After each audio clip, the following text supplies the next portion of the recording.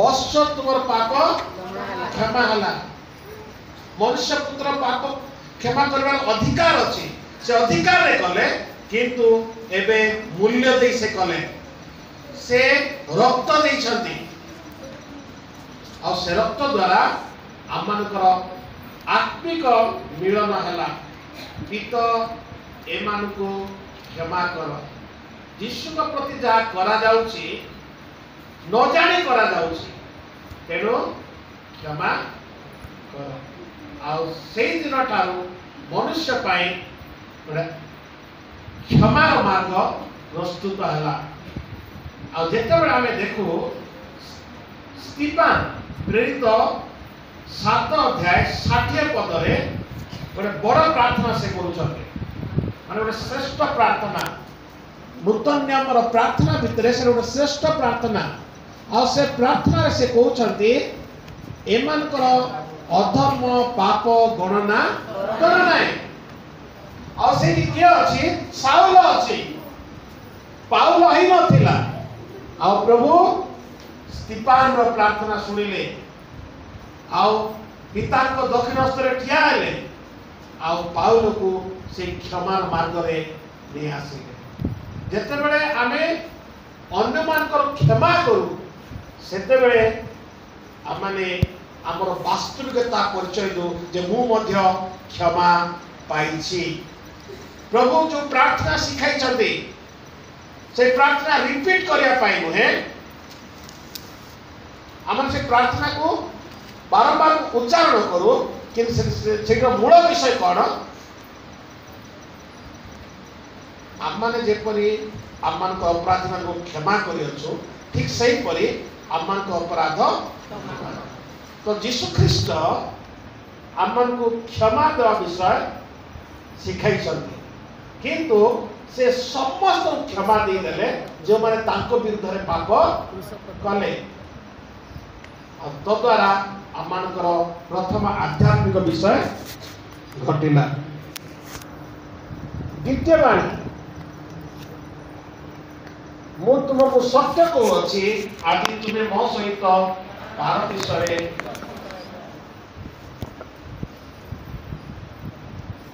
एटा बहुत समय लागो किंतु आप समय नबा नहीं। आज तुम्हें मो सहित तो से दिन यीशु कोठी जाउथिले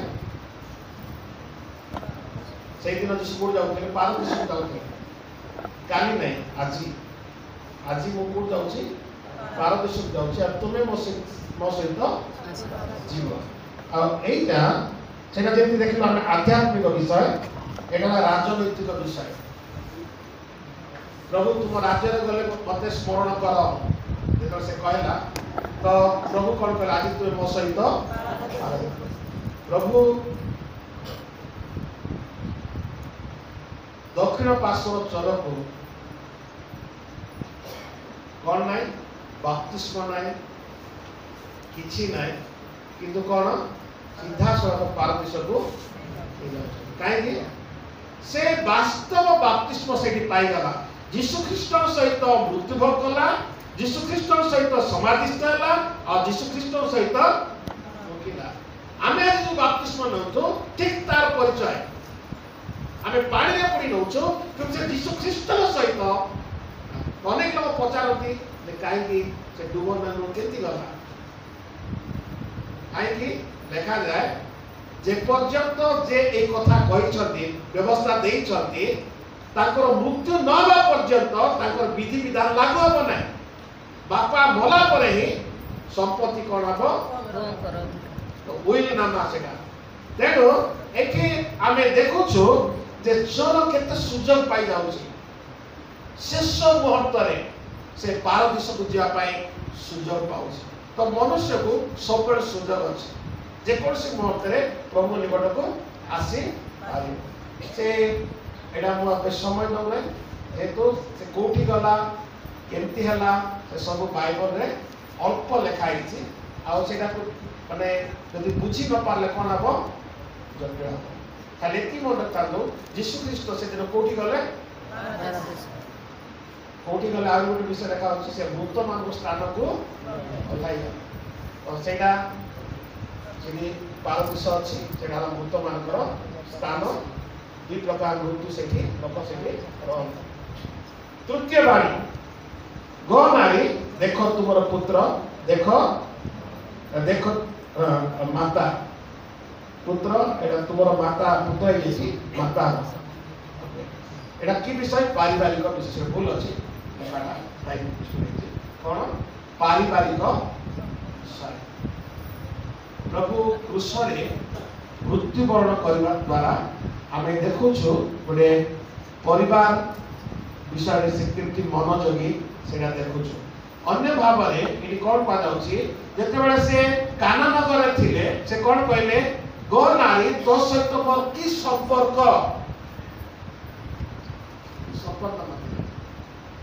ଯେତେବେଳେ ସେ 12 ବର୍ଷରେ ମନ୍ଦିରରେ ଥିଲେ ପୁଅରେ ବୋଲି କହିବାରୁ ସାଙ୍ଗେ ସାଙ୍ଗେ ଯୀଶୁ କଣ କହିଲେ? ତୋର ବାପା ଆଉ ମୁଁ ତତେ ଖୋଜୁଥିଲୁ ଯେତେବେଳେ କହିଦେଲେ ଯୀଶୁ କଣ କହିଲେ? ମୋ ପିତାଙ୍କ ଘରେ ବି ଅଛି, ତମେ ମୋ ମା ବାପା ନୁହଁ। ସେମାନେ କହିବା ସେ ହେଲେ ପରା, ସେ ଜନ୍ମ ହେଲେ, ଦେଲେ ନାହିଁ, ସେ ହେଲେ। ତ ମରିୟମ ମଧ୍ୟ ଯୀଶୁକୁ ପ୍ରଭୁ ବୋଲି କହିବ। ତା ପାପ ନିମନ୍ତେ ମଧ୍ୟ ଯୀଶୁ ଖ୍ରୀଷ୍ଟ ମରିଛନ୍ତି। ହଁ କି ନାହିଁ? ନୀରବ ହେଇଗଲେ। ଯୋଉ ମରିୟମକୁ ମୂର୍ତ୍ତି କରି ପୂଜା କର ସେଇଟା ନୁହେଁ।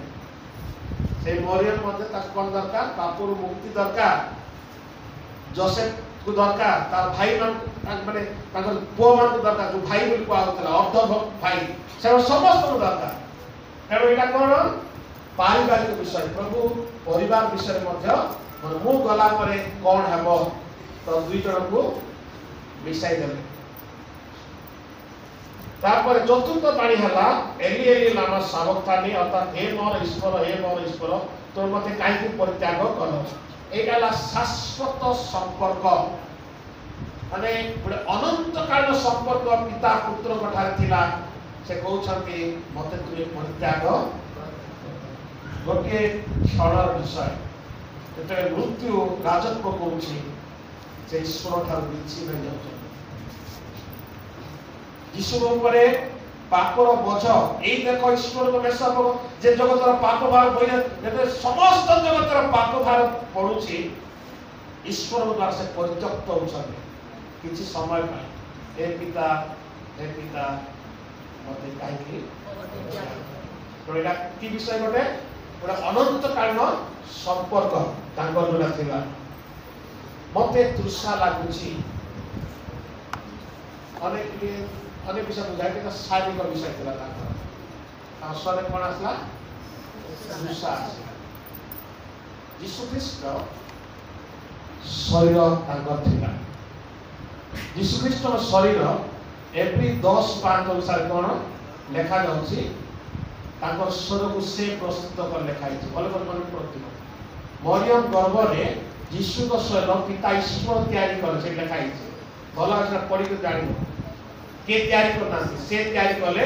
ଯୋଉ ତିଆରି କରିବା ଦ୍ୱାରା ସେ ଶରୀର କଣ କରିବ? ପାପକୁ ବହନ କରିପାରିବ।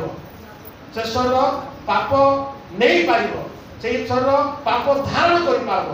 ସମସ୍ତଙ୍କର ପାପ ତାଙ୍କର ଅଜାଣିଲେ ମଧ୍ୟ ସେ ନେଇପାରିବ। ଯେମିତି ମେଷ ଗୁଡାକ ନଉଥିଲେ, ପକ୍ଷୀ ଗୁଡାକ ନଉଥିଲେ, ଠିକ ସେମିତି ଯୀଶୁ ଖ୍ରୀଷ୍ଟ ସେଇଟା ନେଲେ। ଏକା ଥରେ ତାଙ୍କ ଶରୀର ଉପରେ ଆସିଲା।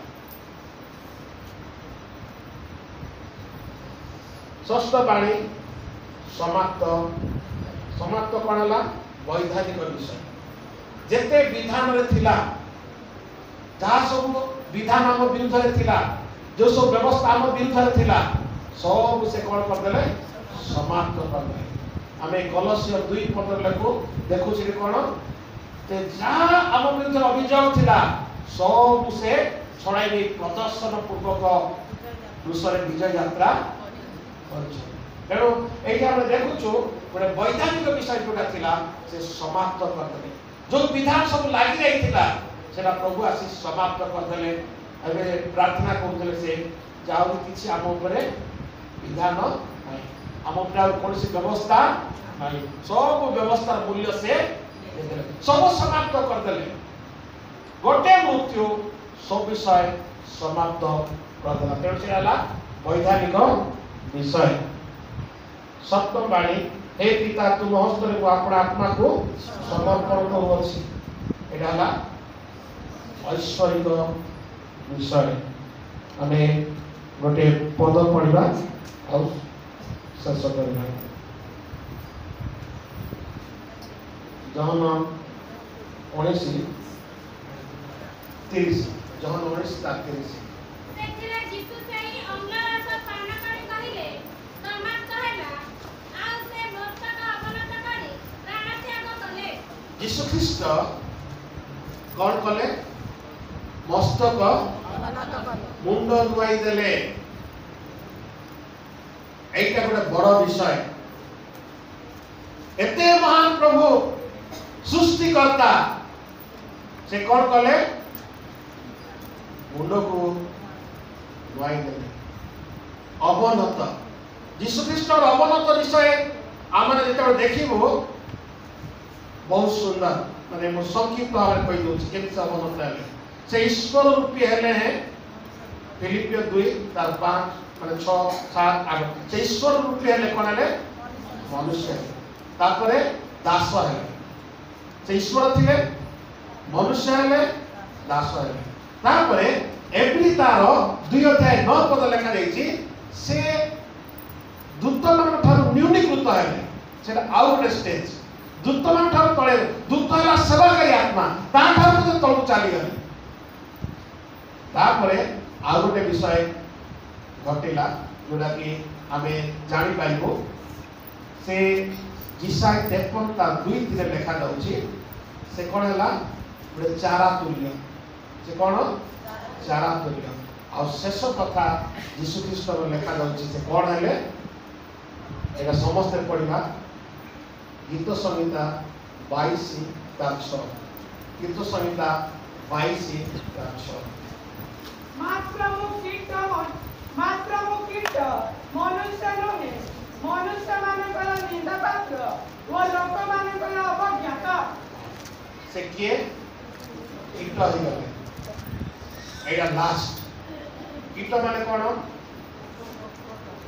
कीड़ा हमर भाषा रे कोन कीड़ा बोल कहबे ए कोन कहबे जानि पोक ठीक अछि हिंदी भाषा रे मिश्रित हमर कीड़ा बोल कहबे पोक लास्ट से लिखा है मनुष्य नुहे कीट ये तो गीत 22 जेटा यीशु ख्रीष्ट मृत्यु को वर्णना करे आ से कीट ही गले कीट हवा द्वारा कोन कीट हले कोन हबो कीट केमति मरा जबो कीट को ठंडा दरकार की बाड़ी दरकार की कोन दरकार किछ दरकार नहीं कल मत जबो आ यीशु को ठीक सेमति करा सेमति ही गले ताको पूरा चूर्ण कर देले एते अवनत हेले एते ईश्वर थिले आ कीट परि ही गले ता पाई आमान को पाई आ जो से कीट हेले आज हमन की हम से कोन करि सके से केते हमन उन्नत करि सके तेणु आज एक दिन ए गुमा मंडली पाई प्रभु विशेष आशीर्वाद दियंतु जे हम प्रभु विचारित हेले जेपरि आम विचारित हो नाही दंडित हो नाही आम प्रभु पुष्परे सब काम शेष कर देले जेपरि आम कोसी काम करिवो नाही से मो पाई काम कर सकते कीट पाही मृत्युवरण कले मुंड नुआई देले अवनत हो गले जेपरि आमने तांको सहित उन्नत हेले आ लेखा जाउची प्रत्येक आंटू भांगिबो और प्रत्येक जीवा स्वीकार करिवो यीशु ख्रीष्ट ही प्रभु कीट ही गले सेति पाई जे सब स्वीकार आज हम समस्त स्वीकार करूछु मोर यीशु प्रभु अटंती यदि हमें पारू उपवास करछु 30 सेकंड समस्त आंटू भांगवा और कहवा जे आंटू भांगी जीवारे स्वीकार करवा यीशु ख्रीष्ट ही प्रभु जान नहीं तो माने गीत जानी सकते नहीं से प्रभु जे मृत्यु उठिले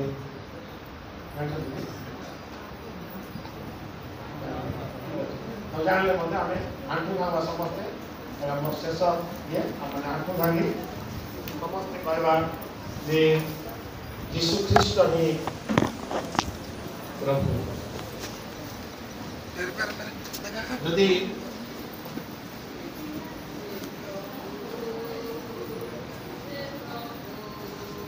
जे मृत्यु को से प्रभु प्रति जिभा कहिब यीशु ख्रीष्ट ही प्रभु मो प्रभु मो प्रभु मो प्रभु मो प्रभु जे मृत्यु उठी मो प्रभु मो आंठू भांगिब मो जिभा कहिब यीशु ख्रीष्ट ही प्रभु प्रभु तुम्हें आमकर प्रभु एकमात्र प्रभु अवनत है आम उन्नत कर तुम नाम को गौरव महिमा संभ्रम दूचु हालेलुया बोली कहु पवित्र पवित्र पवित्र दूतनाकर मेल कही तुम पवित्र पाद को चुम्बन करुच प्रभु धन्य प्रभु तुम्हें धन्य प्रभु आम को तुम्हें रक्त दे किणिल क्षमा देल आम विरुद्ध में समस्त अभियोग पत्र दूर करदेल आम दंडाज्ञा ना से तुम धन्यवाद दूँ मंडली को तुम्हें आशीर्वाद कर और विशेष कथा अन्य मान को जनाया साहाय्य कर आ गोटे विषय ज्ञान रहो क्रूसरे हत जीशु आकु लक्ष्य करी आगक बढ़िया साहाय्य कर ये मंडली को पालक को तो विशेष भाव में आशीर्वाद कर वृद्धि साधन कर और सुसज्जित परिपक्व मंडली दया कर मंडल समस्त आवश्यकता पूर्ण भाव में देवा यीशु का प्रेरणा मांगुछु।